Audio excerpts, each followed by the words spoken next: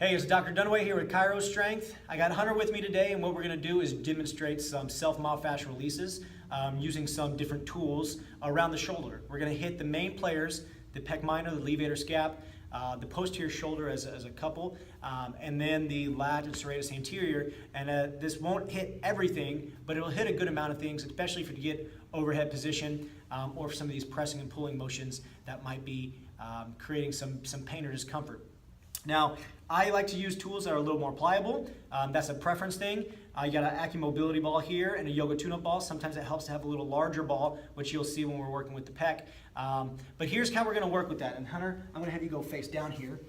And let's have you lay on that ball right there. Now I'm going to have Hunter lay on this AccuMobility ball in the location just medial to the main pec here and just underneath the acromion process. And now what he's going to do is put comfortable weight here, get himself situated, and it takes maybe a couple times doing this to get situated comfortably. And then once he feels like he has good pressure on the ball, he's going to reach straight above his head like you're making snow angels face down, and then he's going to reach around the body, keeping that arm straight to the point where he can get straight out, and now he's going to tuck his arm in.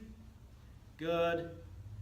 And now reach back above him, and he's going to do that 5 to 10 times before he reverses and now comes in the opposite direction. Now, this is where a larger ball might come into play, especially someone with big shoulders who's going to be pushed around or maybe has more anteriorly rotated shoulder. You might need more space between your shoulder and the ground, so a larger ball would come into play there. All right, Hunter, now what we're going to do, we're going to turn Hunter on his side, and we're going to get the posterior shoulder kind of in general. And there's a lot of things going on the posterior shoulder from triceps. Let's go ahead and get you laying down right on that. There's a lot of things going on for the rotator cuff. You got infraspinatus, teres minor, teres major. You got the triceps coming in, the lats coming up. So there's a lot of stuff going on the posterior shoulder. All we're going to do is come right kind of off the scapula, right in the posterior fossa of that shoulder, and we're going to go through a couple different motions. What we're going to start with, and again, it's comfortable pressure. We shouldn't see Hunter making a very painful face right now.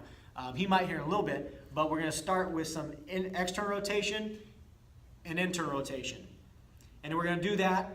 We're going to do all these passes anywhere from 5 to 10 to 15 times, depending on how sensitive the tissue is. The goal here is not to roll out the pain. We're just trying to create a little more suppleness, a little more hydration in these tissues. So don't keep on doing this until the pain is gone. You likely will be doing it forever, especially around some of these more irritated tissues. Now we're going to do, after internal rotation, we're going to do some extension and flexion of the tricep here. So he's going to come all the way down, put a little pressure, and as he brings it back up, thinking about kind of pinning those upper fibers of the tricep or the attachments of the tricep up here to the back of the shoulder. And we're going to do that again 5, 10, 15 times. Now he's going to start with his arm straight, and now he's going to use his entire torso back and forth. And again, this is going to be getting a little bit more of a different kind of stretch on some of the muscles because he's using his torso move and not the arm. He'll be getting a little more pressure on these areas, so it might be a little more tender. But you might do that in 2 or 3 spots around the posterior shoulder because you got to be hitting a pretty large area. Now, what we're going to do, I'm going to have you go on your back, and I'm going to place this ball on the superior medial border of Hunter's scapula. This is the attachment point of the levator scapula. So essentially, where most people have some trigger points up here, kind of, again, I come down, I feel that bony part of my scapula come inside towards the spine, and then I'm going to just trace it up until I feel that scapula end. That point right there, we're going to have Hunter lay back on. Try to keep drastic extension out of the neck. You can lay the head down a little bit, but try to keep that chin retracted a little bit. And if you can keep it up to get more pressure on there, we might have him keep that chin up just like this. And what we're going to do with the arm is we're going to come internally rotated, pointing towards the opposite hip, and then he's going to come back overhead, kind of into a snatch position. So he's going to be in this position right here as he ends. We're trying to point that thumb back to the ground. Now come back up. Good. Slowly trying to increase that range of motion. Again, doing a lot of reps will start to increase that range of motion. It's going to be tender, guys, so don't think you have to do this until the pain is gone. So that's going to be a good release for the attachment of the levator scapula. Again, try to make sure you got a nice, good packed chin. Right? And so now we're going to go towards the foam roller here. And I'm gonna have Hunter lay with your side down here on the foam roller. And the first thing we're gonna work with is the lat. And so he's gonna have him get in a position with his hand on the back of the head, if you can. Just enough to so it open up the lat. If you have an issue with the shoulder here, you might need to just kind of lay the hand down on the ground like this and just try to work your way to where you can put a lot of pressure on here, because we're trying to get deep pressure into this lat. It's a big muscle. But if you can, best case scenario, hand above the head like this, and you're gonna slowly rock forward and back. We're not gonna roll the lat up and down in this direction. We're gonna roll it side to side, and then Hunter's gonna do a few passes there, and then he's gonna move the roller down, go back and forth, and he's gonna be going back and forth, starting at the armpit here, going all the way down, kind of down on the rib cage, and as you get lower, you're gonna end up a little further back because that lat ends up coming more towards the back. But up here on the shoulder, you're gonna be going forward and back just like this. So we roll the lat. Now what we're gonna do is we're gonna get the serratus. So the serratus lies right here on the rib cage and ties into the subscap here.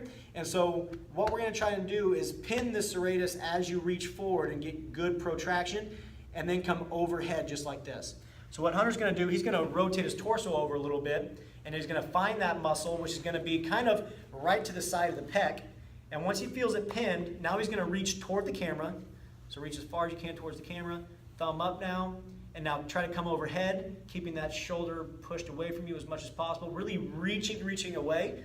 Good, and now come back down. You'll get a face out of this one. Good.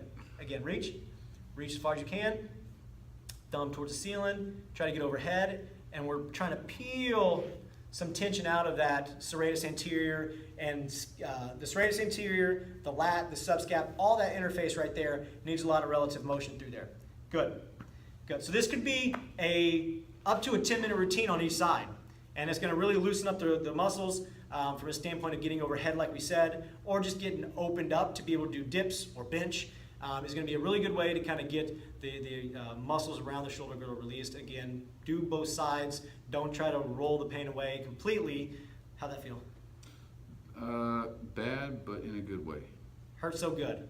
Good. So if you have any question with this, you can always email me at drdunaway@chirostrength.com. Comment on this video below. And like I always say, don't just mend, transcend. Thanks.